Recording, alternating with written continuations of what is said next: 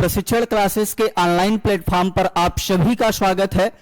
Students, हम लोग पिछले लेक्चर में प्रकाश का अध्ययन किया और प्रकाश से संबंधित पीवाईक्यूज को किया था।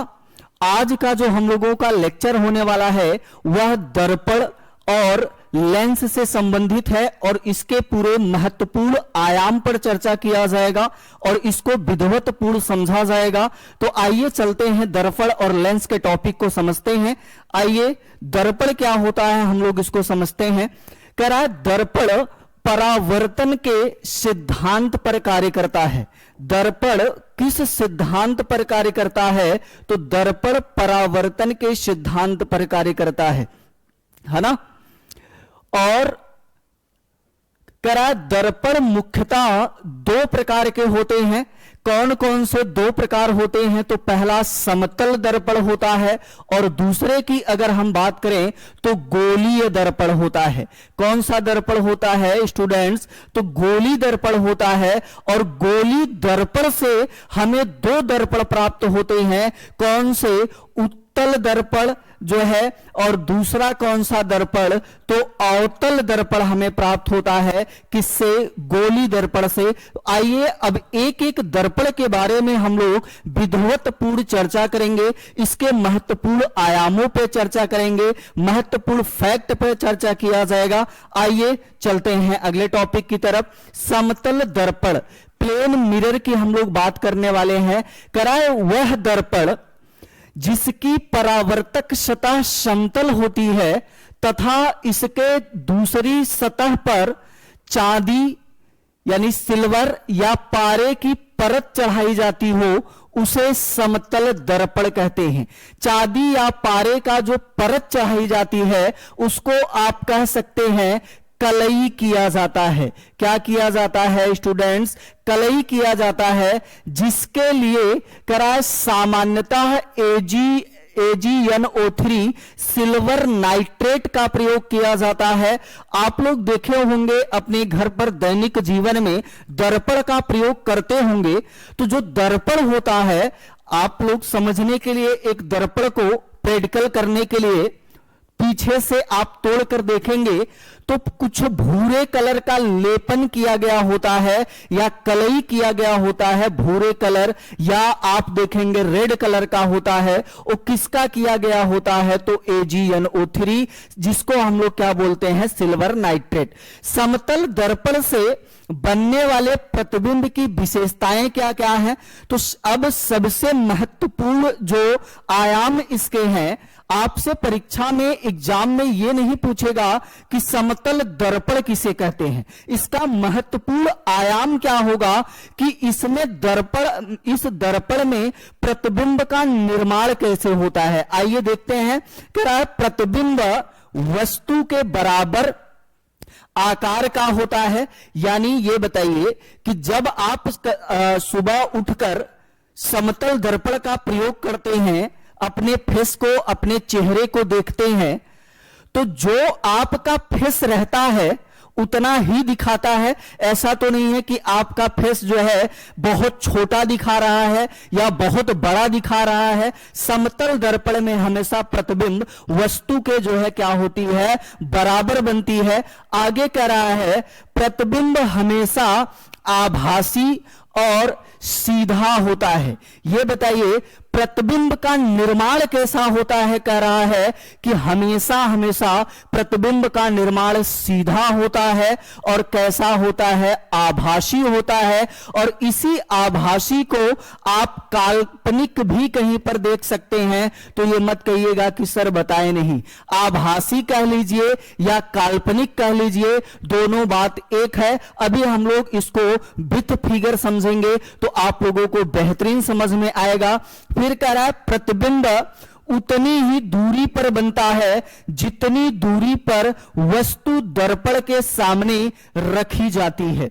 यानी जो प्रतिबिंब होता है समतल दर्पण में कितने दूरी पर बनता है? तो जितने दूर पर वस्तु रखी गई होती है उतने ही दूर पर प्रतिबिंब का क्या होता है? निर्माण होता है। आप मान लीजिए कि अगर ये कोई मान लीजिए दर्पण है और दर्पण से V या दूरी पर कोई वस्तु रखी गई है तो जो प्रतिबिंब का निर्माण होगा कितने दूरी पर होगा, v ही दूरी पर होगा। ठीक है, आइए चलते हैं जो है आगे क्या कह रहा है, कह रहा है यदि वस्तु समतल दर्पण की ओर v वेग से गति कर रही हो तो प्रतिबिंब उसी दिशा में v वेग से गति करता प्रतीत होता है। अर्थात आप लोग समतल दर्पण में, मान लीजिए अपने सामने कोई समतल दर्पण रख लीजिए और समतल दर्पण की तरफ आप लोग जब गति करेंगे, मान लीजिए v वेग से गति कर रहे हैं तो दर्पण में भी कितने वेग से दिखाएगा,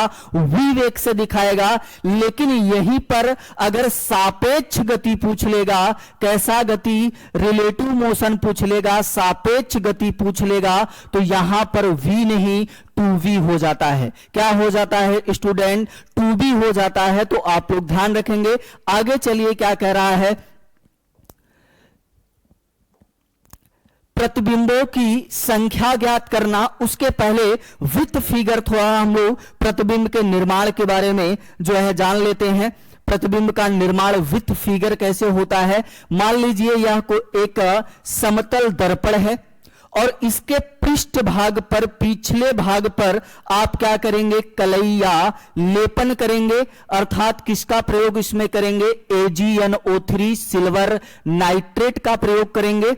अब किसी भी प्रतिबिंब का निर्माण करने के लिए कम से कम आपको 2 किरणों की आवश्यकता होती है।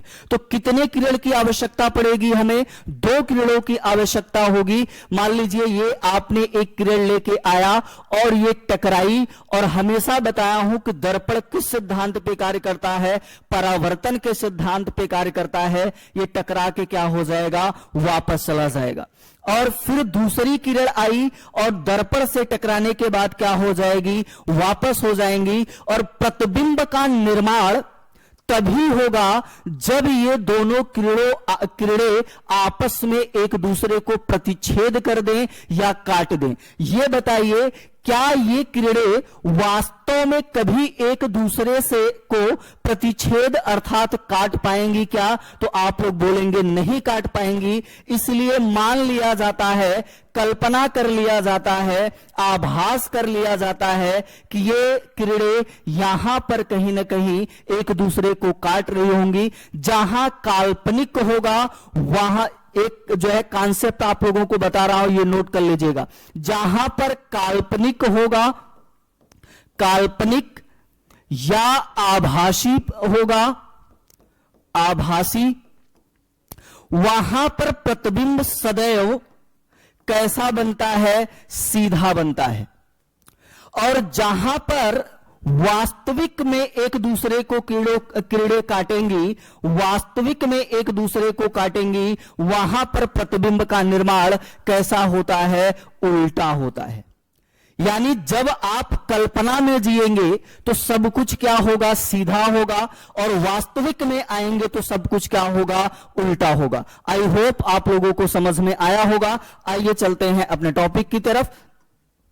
करा प्रतिबिंबों की संख्या ज्ञात करना। क्या कर रहा है, प्रतिबिंबों की संख्या ज्ञात करना। आइए प्रतिबिंबों की संख्या ज्ञात किया जाता है। समतल दर्पण में कैसे प्रतिबिंब का जो है संख्या ज्ञात किया जाएगा। करा यदि 2 समतल दर्पण के बीच में कोई वस्तु रखी जाती है तो प्रतिबिंब की संख्या अनंत होती है। यानी 2 समतल दर्पण को आप लोग ले लीजिए और उसके बीच में कोई वस्तु जब आप रखेंगे तो उस वस्तु का जो प्रतिबिंब की संख्या होगी वह अनंत होगा। मान लीजिए ये मेरा हाथ एक दर्पण मान लीजिए, इस वाले हाथ को भी दर्पण मान लीजिए। अब इसके बीच में जब आप लोग कोई वस्तु रखेंगे तो प्रतिबिंबों की संख्या कितनी होगी, अनंत होगी, क्योंकि बहुल परावर्तन होगा। और जब बहुल परावर्तन होगा तो क्या होगा, प्रतिबिंबों की संख्या अनंत होगी। आइए चलते हैं आगे। करा यदि 2 समतल दर्पण को किसी कोण पर रखा गया हो तो प्रतिबिंब की संख्या ज्ञात करना। अब मान लीजिए आपने 2 समतल दर्पण लिया, 45 डिग्री पर रख दिया दोनों को, या 60 डिग्री पर रख दिया, 90 डिग्री पर रख दिया, और उसके बीच में आपने कोई वस्तु रख दिया, तो उसमें प्रतिबिंबों की संख्या कैसे बनती है? तो इसके 3 कॉन्सेप्ट होते हैं। कौन कौन से होते हैं? कराए 360 बाई थीटा। यदि सम संख्या आता है तो -1 कर दिया जाएगा और वही प्रतिबिंबों की क्या हो जाएगी? संख्या हो जाएगी। दूसरा कॉन्सेप्ट कह रहा है 360 बटा थीटा, विषम संख्या आता है तो प्रतिबिंबों की संख्या वही हो जाएगी। आगे कह रहा है 360 बटा थीटा, अपूर्णांक संख्या अगर आता है तो पूर्णांक संख्या प्रतिबिंब संख्या होगी। अर्थात अगर जैसे 4.5 आया, या 5.6 आया, या 7.8 आया, तो प्रतिबिंब की संख्या कौन सी होगी? पूर्णांक संख्या होगी, यानी या तो 4 होगी, या तो 5 होगी, या तो कितना होगी? 7 होगी। आई होप आप लोगों को समझ में आया होगा। आइए इससे संबंधित कुछ प्रश्न को देखा जाता है। कह रहा है यदि 2 समतल दर्पण को 45 डिग्री के कोण पर रखा गया हो और उनके बीच में कोई वस्तु रखी गई हो तो प्रतिबिंबों की संख्या क्या होगी? चलिए जल्दी से सॉल्व कीजिए आप लोग और कमेंट बॉक्स में उत्तर को लिखिए। कह रहा है 45 डिग्री पर, तो अभी हम लोगों ने नियम क्या पढ़ा था? 360 बाई थीटा। 360 बटा वैल्यू हमें कितना दे रखा है? 45 दे रखा है। 45 से इसको डिवाइड करेंगे हम लोग तो 15 3 कितना होता है जो है, इसको डिवाइड कीजिए। 15 3 एक मिनट डियर स्टूडेंट, 45 डिग्री हम लोगों को दे रखा है। 360 बाई 45। अब इसको डिवाइड कीजिए, करेंगे जब हम लोग 9 से कीजिए। 9 5 जा क्या होता है जो 9 5 जा 45, और यहां पर कितना हो जाएगा? 4 टाइम्स जाएगा जो है 9 4 जा 36, और बचा कितना है? 40/5, और यहां पर जब डिवाइड करेंगे तो 5 1 जा 5, और 5 8 जा कितना हो जाएगा जो है हमारा आंसर कितना आएगा? 8। अब ये आप लोग बताइए कि ये 8 जो है सम संख्या है कि विषम संख्या है? तो आप लोग बोलेंगे कि सर ये सम संख्या है, और अगर सम संख्या आती है तो हम लोग कितने से माइनस कर देंगे? 1 से माइनस कर देंगे और हमारा उत्तर हो जाएगा। तो हमारा सही उत्तर क्या हो जाएगा? 7 हो जाएगा। जब 2 समतल दर्पण को 45 डिग्री के एंगल पर रखा जाएगा तो प्रतिबिंबों की संख्या कितनी होगी? 7 होगी। आइए दूसरे प्रश्न की तरफ चलते हैं। करा यदि 2 समतल दर्पण को 120 डिग्री के कोण पर रखा गया हो और उनके बीच में कोई वस्तु रखी गई हो तो प्रतिबिंबों की संख्या क्या होगी?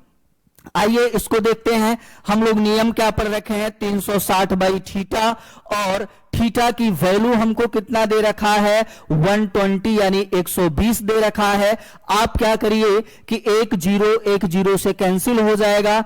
12 1 जा 12, और 12 3 जा कितना होता है? 36। कितना आया? तो 3 आया। अब आप लोग बताएंगे कि जो 3 है ये सम है कि विषम? तो आप लोग बोलेंगे कि सर ये विषम संख्या है, और जब विषम संख्या है तो यही तो हमारा क्या हो जाएगा? आंसर हो जाएगा। यानी प्रतिबिंबों की संख्या कितनी हो जाएगी? 3 हो जाएगी, है ना। चलिए आई होप आप लोग को समझ में आया होगा। चलिए आगे चलते हैं। आगे क्या कह रहा है? समतल दर्पण के उपयोग। चलिए समतल दर्पण के उपयोग को देखा जाता है। तो सबसे पहला इसका उपयोग हर दिन आप लोग करते होंगे आईने के रूप में, यानी आईना के निर्माण में किसका प्रयोग किया जाता है? किस दर्पण का प्रयोग किया जाता है? तो समतल दर्पण का आईना बनाने में। पेरिस्कोप में किसका प्रयोग किया जाता है? तो समतल दर्पण को। अब यहां से प्रश्न पूछा गया है कि पेरिस्कोप में समतल दर्पण को कितने डिग्री के एंगल पर रखा जाता है? तो 45 डिग्री के एंगल पर रखा जाता है। फिर कह रहा है बहुरूपदर्शी में किसका प्रयोग किया जाता है, समतल दर्पण का। और यहां पर बहुरूपदर्शी में जो है कैलिडोस्कोप में दो समतल दर्पणों को कितने डिग्री पर रखा जाता है, तो 60 डिग्री पर रखा जाता है। आगे कह रहा है पनडुब्बियों में और सेना के बंकरों में छुपे हुए सैनिक को देखने के लिए किसका प्रयोग किया जाता है, किस दर्पण का प्रयोग किया जाता है, समतल दर्पण का प्रयोग किया जाता है। आई होप आप लोगों को समझ में आया होगा समतल दर्पण क्या होता है, प्रतिबिंब का निर्माण कैसे होता है, इसका प्रयोग क्या होता है, और उसके साथ साथ हम लोग अभी तक जो है यह भी पढ़ा गया कि प्रतिबिंबों की संख्या कैसे ज्ञात किया जाता है। आइए चलते हैं अगले टॉपिक की तरफ, उत्तल दर्पण, है ना, कॉन्वेक्स मिरर पर हम लोग चर्चा करने वाले हैं। तो आइए देखते हैं, कह रहा है ऐसा दर्पण जिसका उभरा हुआ भाग परावर्तक सतह का कार्य करे तथा धसा हुआ भाग पॉलिश किया गया हो, उसे उत्तल दर्पण कहते हैं। आइए थोड़ा सा पहले इसको समझा जाता है, फिर उसके बाद हम लोग इस टॉपिक पे आएंगे। हमने पहले आप लोगों को दो प्रकार के दर्पण बताया था, समतल दर्पण और गोली दर्पण।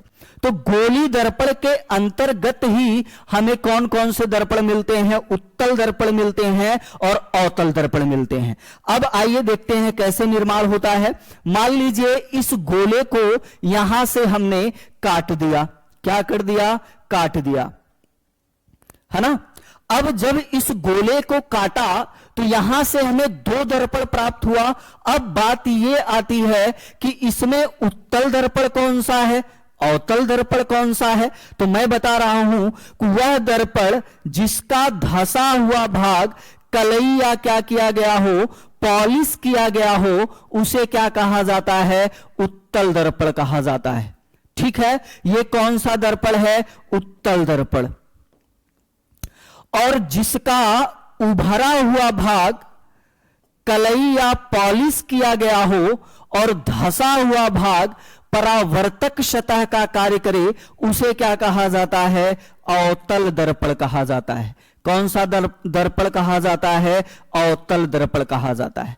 अगर यह गोला है तो इस गोले का जो है सी कहीं ना कहीं होगा, केंद्र कहीं ना कहीं होगा। और जब इस गोले को आपने काट दिया तो इसका सी मान लीजिए यहां पर होगा, और थोड़ा सा इधर लिख देते हैं ताकि आप लोगों को समझने में आसानी हो। मान लीजिए सी इसका यहां पर होगा और इस दर्पण का भी सी यहां पर कहीं ना कहीं होगा। और इस दर्पण के जो बीच में होता है, दर्पण का मध्य भाग या बीच का भाग जो होता है, दर्पण का मध्य भाग या ये जो बीच का भाग होता है, इसको ध्रुव या पोल कहा जाता है। क्या कहा जाता है, ध्रुव या पोल कहा जाता है। और इसको P से प्रदर्शित किया जाता है। हमें अभी तक क्या क्या मिला, C मिला और क्या मिला, P मिला। P को आप यहां लिखेंगे। P और C के बीच में हमेशा कौन स्थित होता है, तो F होता है। P और C के बीच में कौन स्थित होता है, तो F स्थित होता है। उसी प्रकार से अवतल दर्पण में इसका P मान लीजिए यहां पर कहीं होगा और C और P के बीच में कौन होता है, सदैव F होता है। और इन तीनों को जो मिलाने वाली रेखा होती है उसे बोला जाता है मुख्य अक्ष। कौन सा अक्ष बोला जाता है, मुख्य अक्ष बोला जाता है। और इसी प्रकार से इसको भी मिलाने वाली रेखा को क्या बोला जाएगा, मुख्य अक्ष बोला जाता है, मुख्य अक्ष। सी को क्या बोला जाता है, वक्रता केंद्र बोला जाता है, या वक्रता त्रिज्या भी आप जो है कह सकते हैं, वक्रता केंद्र या वक्रता त्रिज्या। इसको क्या बोला जाता है, एफ को तो फोकस बोला जाता है और पी को क्या बोला जाता है, ध्रुव बोला जाता है। हम लोग उत्तल दर्पण का अध्ययन करने वाले हैं। तो अब आप ये बताइए कि उत्तल दर्पण के लिए, मैं इसको थोड़ा सा हटा रहा हूं फिर से समझाने के लिए। एक उत्तल दर्पण बनाते हैं अच्छे से और विथ फिगर समझा जाता है।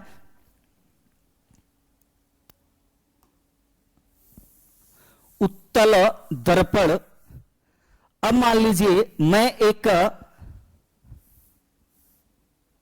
दर्पण बना रहा हूं,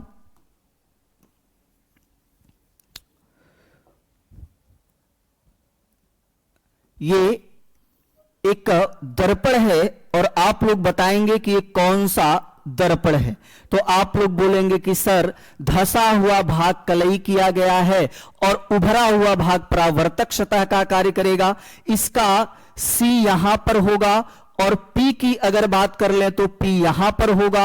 C और P के बीच में कौन होता है? F। और इन तीनों को मिलाने वाली रेखा को क्या कहा जाता है? मुख्य अक्ष कहा जाता है। अब ये बताइए कि जब आप किसी भी प्रतिबिंब का निर्माण करेंगे तो कम से कम कितने किरण लेके आएंगे? 2 किरण लेके आएंगे। किरण को इधर से लेकर आएंगे कि इधर से लेके आएंगे? तो आप लोग बोलेंगे कि किरण किधर से आए, हम लोग लेके आएंगे इधर से, क्योंकि उभरा हुआ भाग परावर्तक सतह का कार्य करता है।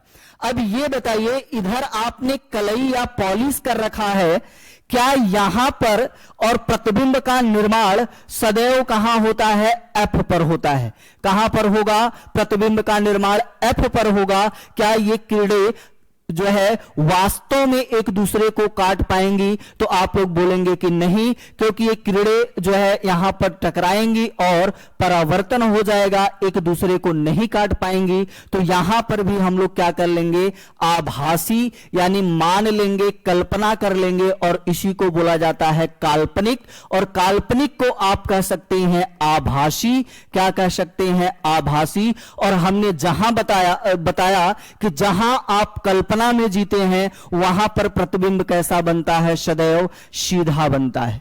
तो एक कॉन्सेप्ट आप लोग का बहुत बेहतरीन जो है समझ में आया होगा कि उत्तल दर्पण में भी प्रतिबिंब कैसा बनेगा? सीधा बनेगा, आभासी बनेगा, काल्पनिक बनेगा, वस्तु से छोटा बनेगा। अभी हम लोग इसके बारे में अध्ययन करने वाले हैं। करा उत्तल दर्पण को अपसारी दर्पण कहा जाता है। अपसारी दर्पण का मतलब है जो है स्टूडेंट्स, उत्तल दर्पण को अपसारी दर्पण कहा जाता है।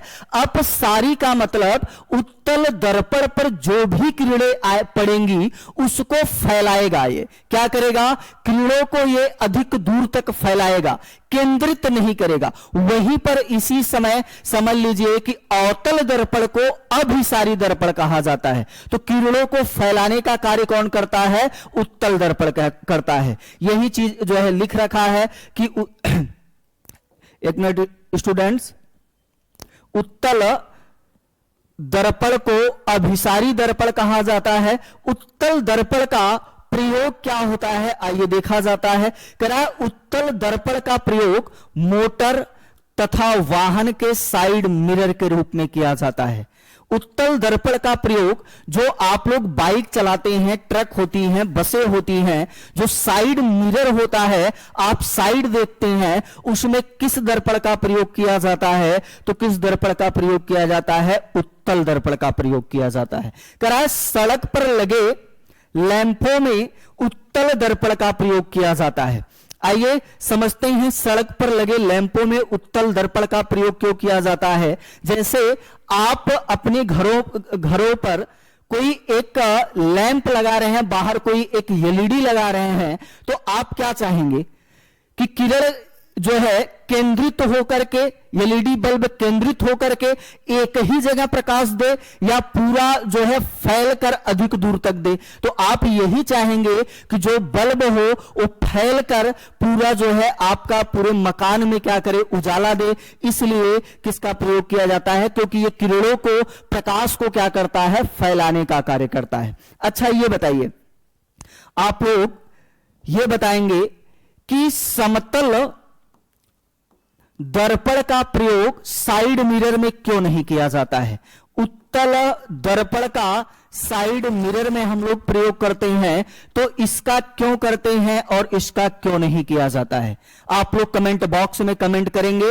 एक कॉन्सेप्ट मैं बता रहा हूं, समतल दर्पण में पूर्ण पूर्ण प्रतिबिंब देखने के लिए, समतल दर्पण में पूर्ण प्रतिबिंब देखने के लिए कम से कम दर्पण वस्तु के आधी होनी चाहिए। यानी समतल दर्पण में जब आप प्रतिबिंब देखेंगे, पूर्ण प्रतिबिंब देखने के लिए, मान लीजिए आपकी हाइट 5 फीट है और अपने पूरी जो है हाइट का प्रतिबिंब देखना है, तो कम से कम समतल दर्पण कितना होना चाहिए? 2.5 फीट अर्थात आधा होना चाहिए। वहीं पर अगर हम बात करें उत्तल, और ये अब उत्तल की अगर बात किया जाए तो इसमें प्रतिबिंब जो है, अब जब आप समतल दर्पण लगा लोगे साइड मिरर के लिए, तो मान लीजिए पीछे से एक ट्रक आ रही है और ट्रक का पूर्ण प्रतिबिंब देखने के लिए कम से कम उसका आधा आपको दर्पण लगाना पड़ेगा, तो इसलिए समतल दर्पण का प्रयोग नहीं किया जाता है। आइए चलते हैं आगे, क्या कह रहा है इसको समझा जाता है।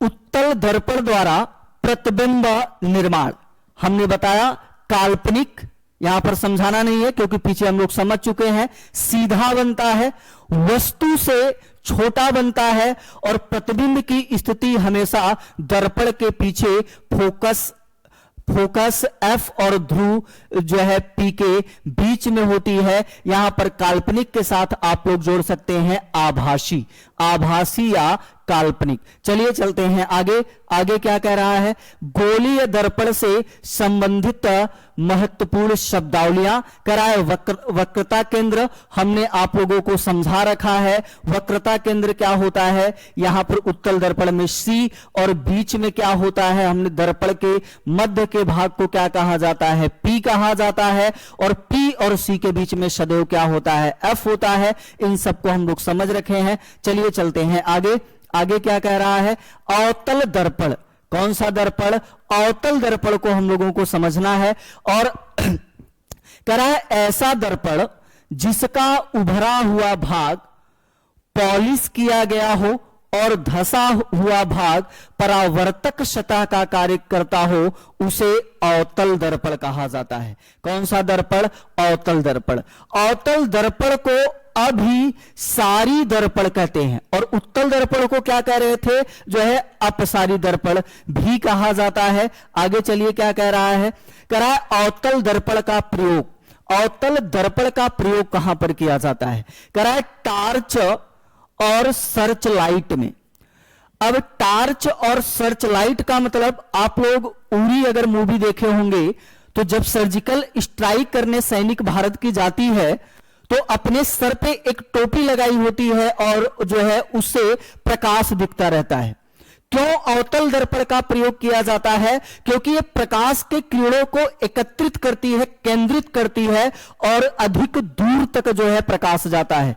तो टार्च और सर्च लाइट में किसका प्रयोग किया जाता है? अवतल दर्पण का। आप अपने घर पर जो है टार्च भी रखे होंगे, तो टार्च में जिस दर्पण का प्रयोग किया जाता है वो कौन सा दर्पण होता है? अवतल दर्पण। कह रहा है नाक, कान व आंख के डॉक्टर किस दर्पण का प्रयोग करते हैं? तो अवतल दर्पण का प्रयोग करते हैं। आगे कह रहा है सोलर कुकर में जो है, आज सोलर कुकर में किस दर्पण का प्रयोग किया जाता है? तो अवतल का। हेयर सैलून, ब्यूटी पार्लर एवं जिम में, है ना, किस दर्पण का प्रयोग किया जाता है? तो अवतल दर्पण का प्रयोग किया जाता है। जैसे आप लोग जिम अगर जाते होंगे तो 2-4 दिन जिम जाने के बाद जब डंबल वगैरह उठाते होंगे तो बाइसेप आपका रहता होगा 1 सेंटीमीटर, लेकिन दर्पण में कितना दिखेगा? 2 से 3 दिखेगा, क्योंकि अवतल दर्पण के कई जो है नियम होते हैं। यहां पर प्रतिबिंब बड़ा भी बनता है, छोटा भी बनता है। तो प्रतिबिंब बड़ा बनेगा तो आपको लगेगा कि अब हमारा बाइसेप बन रहा है और आसानी से आप पैसा देकर चले आएंगे। आइए चलते हैं आगे। क्या कह रहा है? अवतल दर्पण द्वारा प्रतिबिंब निर्माण। आइए समझते हैं। अवतल दर्पण, हमने कई बार ये चीज बताया कि कम से कम हमें कितने किरणों की आवश्यकता पड़ती है? 2 किरणों की। और पहला जो है इसका नियम होता है अनंत पर, है ना। जब वस्तु अनंत पर रखी गई हो तो जो है स्थिति, प्रतिबिंब की स्थिति कहां होती है? फोकस पर होती है, जो है आप F पर कह सकते हैं। और कैसा होता है प्रतिबिंब का आकार, तो अत्यंत छोटा होता है। प्रकृति कैसी होती है, वास्तविक और उल्टा। अब यहां पर समझिए, हमने आप लोगों को बताया था जहां वास्तविक होगा वहां पर उल्टा होगा। तो आप लोग देखें, आगे कह रहा है वक्रता केंद्र से परे, यानी जो है, आइए एक दर्पण बनाते हैं, इस दर्पण से समझते हैं। ये मान लीजिए उभरा हुआ भाग आप क्या करेंगे, पॉलिश करेंगे। उभरा हुआ भाग आपने पॉलिश कर दिया, और इसका यहां पर कहीं ना कहीं C होगा, और यहां पर क्या होगा, P होगा, और C और P के बीच में क्या होगा, F होगा। और इन तीनों को मिलाने वाली रेखा को क्या कहा जाता है, मुख्य अक्ष कहा जाता है। अब कहां पर वस्तु रखेगा, C पर रखेगा, सॉरी, वक्रता केंद्र से पहले रखा जाएगा। तो वक्रता केंद्र से जब पहले रखा जाएगा तो यहां की स्थिति देखते हैं, वक्रता केंद्र से परे, तो स्थिति कहां पर होगी, प्रतिबिंब का निर्माण कहां पर होगा, वक्रता केंद्र और फोकस के बीच में होगा। प्रतिबिंब का आकार कैसा होगा, छोटा होगा। प्रतिबिंब का आकार कैसा होगा, छोटा होगा। और कैसी इसकी प्रकृति रहेगी, तो वास्तविक और उल्टा होगा। अब क्या कह रहा है, वक्रता केंद्र पर जब आप कहां पर रखेंगे वस्तु, अभी तक आप C के पहले रख रहे थे, अब वस्तु को कहां रख रहे हैं, जो है वक्रता केंद्र C पर रख रहे हैं। तब की स्थिति देखा जाए, कह रहा है वक्रता केंद्र से परे, अर्थात जो है तो वक्रता केंद्र पर बनेगा। प्रतिबिंब का निर्माण कहां पर होगा, वक्रता केंद्र पर होगा। और कैसा होगा प्रतिबिंब का जो है आकार, तो प्रतिबिंब का आकार समान होगा, यानी जितनी बड़ी वस्तु होगा उतने ही बड़ा जो है प्रतिबिंब का आकार होगा। और वास्तविक और उल्टा होगा। कैसा होगा, वास्तविक और उल्टा होगा। आगे कह रहा है वक्रता केंद्र और फोकस के बीच में, आइए यहां पर रखते हैं, कहां पर, वक्रता केंद्र C और F के बीच में वस्तु को रखिए। पहली स्थिति में आपने वस्तु को कहां रखा था, अनंत पर रखा था। आइए समझते हैं इसमें क्या कंडीशन होगी। वक्रता केंद्र और फोकस के बीच में जब आप रखेंगे तो प्रतिबिंब का जो निर्माण होता है वह वक्रता केंद्र से पहले होगा। वक्रता केंद्र अर्थात आप लोग ये कह सकते हैं वक्रता केंद्र से पहले होगा, यहां पर कहीं पर होगा। ठीक है, आगे चलिए चलते हैं। और प्रतिबिंब का आकार कैसा होगा, अभी तक आप लोग देख रहे थे अत्यंत छोटा, छोटा, समान और बड़ा, यानी वस्तु से बड़ा होगा। और कैसी इसकी प्रकृति होगी, तो वास्तविक और उल्टा। हम आप लोगों को बता रखे हैं कि जहां वास्तविक वहां पर उल्टा।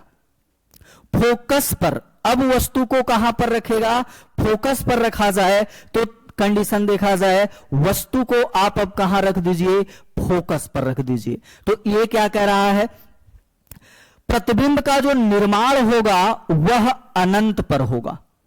क्या होगा, अनंत पर होगा। और प्रतिबिंब बहुत बड़ा बनेगा, और वास्तविक और उल्टा। अब प्रतिबिंब को आप कहां पर रखोगे, फोकस और ध्रुव के बीच में रखोगे। और यहां पर सारी कहानी चेंज हो जाएगी। कहां पर रखोगे, फोकस और ध्रुव के बीच में रखोगे, मध्य में रखोगे। तो यहां पर अब देखिए क्या कह रहा है, प्रतिबिंब का निर्माण कहां पर होगा, दर्पण के पीछे होता है। कैसा प्रतिबिंब बनता है, तो बड़ा प्रतिबिंब बनता है। और जब पीछे होगा तो फिर कल्पना करेंगे, और जहां काल्पनिक होगा वहां पर क्या होगा, प्रतिबिंब सदैव कैसा बनता है, सीधा बनता है। आई होप आप लोगों को समझ में आया होगा जो है। चलिए चलते हैं आगे। लेंस, आइए लेंस पर चर्चा किया जाता है। लेंस क्या होता है, तो स्टूडेंट्स, हमने जब प्रकाश पर अभी चर्चा किया तो हमने बताया कि प्रकाश सदैव परावर्तन के सिद्धांत पे कार्य करता है, जबकि वही लेंस किस सिद्धांत पे कार्य करता है? अपवर्तन के सिद्धांत पे कार्य करता है। अगर लेंस की बात किया जाए तो लेंस दो प्रकार के होते हैं, उत्तल लेंस और अवतल लेंस होता है। आइए चलते हैं आगे, एक एक लेंस को समझा जाता है। उत्तल लेंस से बनाने वाले प्रतिबिंब की विशेषता को देखा जाए करा, वस्तु की स्थिति, प्रतिबिंब की स्थिति देखा जाएगा, इसका प्रकृति देखा जाएगा, यानी कैसा बनेगा, और आकार देखा जाएगा। जब आप अनंत पर रखोगे, जो है अनंत पर रखोगे, तो प्रतिबिंब का कहां पर निर्माण होगा? फोकस एफ पर होगा। वास्तविक और उल्टा होगा, यह ध्यान रखेंगे, वास्तविक तो उल्टा। अत्यंत लघु, लघु का मतलब आप कह सकते हैं छोटा, है ना, अत्यंत छोटा होगा। फिर कह रहा है केंद्र और अनंत के बीच में जब आप वस्तु को रखोगे तो फोकस और केंद्र के बीच में प्रतिबिंब का निर्माण होगा, और वास्तविक तो उल्टा होगा, और कैसा होगा? छोटा होगा। फिर कह रहा है केंद्र पर 2F पर रखने पर निर्माण कहां पर होगा? केंद्र पर होगा। वास्तविक होगा, उल्टा होगा, और प्रतिबिंब का जो है आकार कैसा होगा? तो समान होगा। केंद्र और फोकस के बीच में जब आप रखोगे तो प्रतिबिंब का निर्माण कहां होगा? केंद्र के परे होगा, और वास्तविक होगा, उल्टा होगा, और यहां पर आप लोग देखेंगे प्रतिबिंब का निर्माण कैसा होगा? बड़ा होगा। कह रहा है फोकस एफ पर जब रखेंगे तो प्रतिबिंब का निर्माण कहां होगा? अनंत पर। और यहां से प्रश्न बना हुआ है कि अनंत पर कब बनेगा? तो फोकस एफ पर रखने पर वास्तविक, उल्टा और अत्यंत बड़ा होगा। ठीक है, आइए फोकस और लेंस के बीच में जब रखेंगे तो लेंस के उसी ओर और आभासी, सीधा और बड़ा बनेगा। आई होप आप लोग को प्रतिबिंब निर्माण समझ में आया होगा। आइए चलते हैं आगे। उत्तल लेंस का प्रयोग आप कहां कहां पर करते हैं? कह रहा है कैमरे में किया जाता है। सूर्य की किरणों को किसी एक बिंदु पर केंद्रित करने के लिए किया जाता है। आप लोग या ज्योमेट्री बॉक्स में एक लेंस रखा गया होता था जब हम लोग एकेडमी में पढ़ते थे, और उससे कई बार हम लोग प्रैक्टिकल करके उसको कागज वगैरह को इकट्ठा करके जलाने की कोशिश किया जाता था। तो कौन सा दर्पण हुआ करता था? वो तो उत्तल दर्पण हुआ करता था, लेकिन वो उत्तल लेंस हुआ करता था, जो लेकिन वह लेंस नहीं रहता था, एक प्लास्टिक के रूप में रहता था, इसलिए कभी उससे आग हम लोग लगा नहीं पाए। तो जब सूर्य की किरणें या प्रकाश की किरणों को प्रकाश को किसी एक जगह केंद्रित करना होता है तो किस दर्पण का आप प्रयोग करेंगे? जो है किस लेंस का प्रयोग करेंगे? तो उत्तल लेंस का प्रयोग करेंगे। दूरदर्शी यंत्रों, टेलीस्कोप में किस लेंस का प्रयोग किया जाता है? तो उत्तल लेंस का प्रयोग किया जाता है। दूर दृष्टि दोष के निवारण के लिए किस लेंस का आप प्रयोग करते हैं? चलिए बताइए, तो किस लेंस का प्रयोग किया जाता है? उत्तल का। अभी हम लोग इस पे विस्तृत अध्ययन करने वाले हैं। दूर दृष्टि दोष, है ना, निकट दृष्टि दोष, इन सब पर। उत्तल लेंस को अभिसारी लेंस कहते हैं। अभिसारी का मतलब किरणों को क्या करेगा? ये एकत्रित करना, है ना, किरणों को क्या करेगा? एकत्रित करेगा, इसलिए इसे क्या कहा जाता है? अभिसारी लेंस कहा जाता है। आइए चलते हैं आगे, क्या कह रहा है? अवतल लेंस। कह रहा है अवतल लेंस की दोनों सतह अंदर की ओर धसी होती है। दोनों सतह अंदर की ओर धसी होती है। यह धसा हुआ भाग है कि नहीं है? ये देखिए, दोनों सतह अंदर की ओर धसी होती है।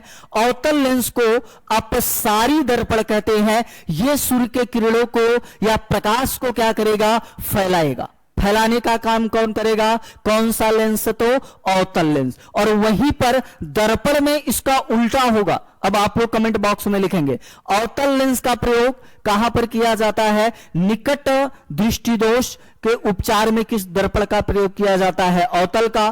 फ्लैश लाइट एवं लाइट बीम फैलाने वाले उपकरणों में किस दर्पण का प्रयोग किया जाता है? अवतल दर्पण का। आइए चलते हैं आगे। प्रतिबिंब निर्माण देखा जाता है। अवतल लेंस द्वारा बनने वाले प्रतिबिंबों की विशेषताएं, हमेशा ये चीज नोट कर लेंगे, हमेशा आभासी, और जहां आभासी और काल्पनिक वहां सीधा, है ना, आभासी सीधा प्रतिबिंब बनता है। प्रतिबिंब हमेशा वस्तु से छोटा बनेगा। इसका 2-3 कॉन्सेप्ट है, सीधा याद कर लीजिए। हमने आप लोगों को बताया जहां काल्पनिक वहां सब कुछ सीधा, तो प्रतिबिंब सीधा। प्रतिबिंब हमेशा वस्तु से छोटा बनता है। प्रतिबिंब हमेशा लेंस के उसी ओर बनता है जिस ओर वस्तु होती है। ठीक है, चलिए आगे चलते हैं अगले टॉपिक की तरफ। आइए, नेत्र के बारे में पढ़ा जाता है। हमारा जो हम लोग लेंस पढ़ रहे हैं, तो लेंस में नेत्र को ना पढ़ा जाए तो यह एक भारी मिस्टेक होगा। पलकें, है ना, ये अगर बात किया जाए, ये हमारे आंख के ऊपर वाला जो भाग दिखाई दे रहा है, इसी को हम लोग क्या कहते हैं? पलकें कहते हैं। और ये हमारे आंख को सुरक्षा प्रदान करती है। जैसे ये पेन मैं लेके गया तो हमारी आंख ऑटोमेटिक बंद हो जाएगी। ये हमारे आंखों को क्या प्रदान करती है? सुरक्षा। पुतली की अगर बात किया जाए तो ये वाला भाग देख रहे होंगे आप लोग, जो काले रंग की दिखाई दे रही है, ये क्या बोला जाता है? पुतली, और इसी को बोला जाता है प्यूपिल। और अगर बात किया जाए नेत्र, श्वेत पटल, हमारे आंखों का जो सफेद वाला भाग, ये वाला आप लोग भाग देखेंगे तो जो है कौन सा होता है? सफेद वाला भाग श्वेत पटल होता है। और आइरिश क्या होता है? तो ये वाला जो भाग है हमारे आंखों का, ये वाला भाग क्या कहलाता है? आइरिश कहलाता है। आई होप आंखों के बारे में आप लोगों को समझ में आया होगा। और हमारे आंख का 80% भाग, या आप कह सकते हैं हिस्सा, दिखाई नहीं देता है। दिखाई नहीं देता है। सिर्फ कितने परसेंट दिखाई देता है? तो 20% ही भाग हमारे आंखों का दिखाई देता है। आगे चलिए, आगे एक एक के बारे में अध्ययन किया जाएगा। कह रहा है पलकें, यह नेत्र को सुरक्षा प्रदान करती है। पलक के ऊपरी भाग पर लैक्रिमल ग्रंथि, अंडरलाइन कर लेंगे, इंपॉर्टेंट है, लैक्रिमल ग्रंथि पाई जाती है, और इसी को अश्रु ग्रंथि कहते हैं। जो आप लोगों के दुख दर्द में अश्रु आते हैं, वो किस ग्रंथि से आंसू निकलते हैं? तो अश्रु ग्रंथि से निकलते हैं। ये कहां पर, जो किस ग्रंथि को कहा जाता है? लैक्रिमल। और हमारे आंखों के ऊपरी, यानी जहां पर पलक होती है, वहां पर ये ऊपरी वाले हिस्सा में पाई जाती है। आप लोग कमेंट करेंगे आंसू में कौन सी एंजाइम पाई जाती है। तथा ऊपरी भाग पर माइबोमी ग्रंथि पाई जाती है ना। आगे कह रहा है कार्निया। कार्निया के बारे में देखा जाए, इसी हिस्से से प्रकाश प्रवेश करता है। यानी हमारे आंखों में प्रकाश प्रवेश किस हिस्से से करता है? तो कार्निया से करता है ना। नेत्रदान कार्निया का ही किया जाता है। आप लोग सुने होंगे कि लोग नेत्रदान करते हैं, तो आंख का कौन सा हिस्सा नेत्रदान किया जाता है? तो कार्निया का किया जाता है। आगे चलिए, आगे क्या कह रहा है? आइरिश, आधार कार्ड बनवाए होंगे तो आंखों का स्कैन होता है, ई स्कैन होता है। तो कौन सा भाग स्कैन किया जाता है? तो ई स्कैन आइरिश का ही किया जाता है। प्रकाश के मात्रा को नियंत्रित करता है। जैसे प्रकाश के मात्रा को नियंत्रित करने का मतलब, जैसे अभी लाइट जला के आंखों के एकदम सामने लेके आए तो हमारी आंखें ऑटोमेटिक क्या होने लगती हैं? बंद होने लगती हैं। और जब लाइट कम होती है तो हमारी आंखें ऑटोमेटिक क्या हो जाती हैं? फैल जाती हैं। तो प्रकाश कि मात्रा को नियंत्रित कौन करता है? आयरिस करता है। और यहीं पर यह चीज आप लोग देखेंगे जो है इसी हिस्से से प्रकाश प्रवेश करता है। और प्रवेश कहां से करता है? कार्निया से करता है। आगे चलिए, लेंस, हमारे आंखों में कौन सा लेंस होता है? तो उभयोत्तल लेंस होता है, कॉन्वेक्स लेंस होता है। पुतली की बात किया जाए तो आइरिस के बीच काला भाग क्या कहलाता है? पुतली कहलाता है। और प्रतिबिंब का जो निर्माण होता है, आप हमें देख रहे हैं, मान लीजिए हम आपको देख रहे हैं, ये जो प्रतिबिंब का निर्माण होता है कहां पर होता है? तो रेटिना पर होता है। कहां पर होता है? रेटिना पर होता है। आइए चलते हैं आगे। नेत्र संबंधी दोष को देख लिया जाता है। कुछ हमारे नेत्र संबंधी दोष होते हैं या जो है कि बीमारियां होती हैं, उसको देखा जाए, रोग होते हैं। कह रहा है निकट दृष्टि दोष, है ना। बहुत लोग तो निकट दृष्टि दोष बड़े कंफ्यूज रहते हैं कि निकट दृष्टि दोष कह रहा है तो इसका मतलब है कि निकट की वस्तु नहीं दिखती है। स्टूडेंट्स, इसका उल्टा होता है, दूर की वस्तु नहीं दिखती है। निकट दृष्टि दोष होगा तो दूर की वस्तु नहीं दिखती है, स्पष्ट नहीं होती है। इस दोष को दूर करने के लिए जो है किस लेंस का प्रयोग किया जाता है? तो अवतल लेंस का प्रयोग किया जाता है। ठीक, चलिए आगे। दूर दृष्टि दोष, है ना। अभी निकट दृष्टि दोष देखा गया। दूर दृष्टि दोष में कैसी वस्तुएं नहीं दिखती हैं? तो निकट की वस्तु नहीं दिखती है, उल्टा होता है। इस दोष को दूर करने के लिए किस लेंस का प्रयोग करते हैं? तो उत्तल लेंस का प्रयोग करते हैं। जरा दृष्टि दोष, आइए इसको देखते हैं। जरा दृष्टि दोष को, निकट व दूर की वस्तु स्पष्ट नहीं होती है इसमें, यानी निकट की भी वस्तु स्पष्ट नहीं होती है और दूर की भी वस्तु स्पष्ट नहीं होती है। आप लोग देखे होंगे दादा उदा को जब पेपर पढ़ते हैं तो चश्मे को अपने यहां पर नोज पर रख के पढ़ते हैं, है ना। चश्मे को नोज पर रख के पढ़ते हैं, लेकिन जब आप या उन्हें दूर की वस्तु देखनी होती है तो फिर चश्मा को बढ़िया से जो है कि अपने आंखों पर लगा लेते हैं, है ना। जरा दृष्टि दोष, इसमें दूर की भी वस्तु नहीं दिखेगी और निकट की भी नहीं दिखेगी। किस दर्पण का प्रयोग किया जाता है? तो जब दोनों की समस्या है तो किस दर्पण का प्रयोग करेंगे? उत्तल और अवतल दोनों का करेंगे। चलिए आगे चलते हैं। कह रहा है अबिंदुकता, है ना। यह क्या होता है? लंबवत वस्तु अस्पष्ट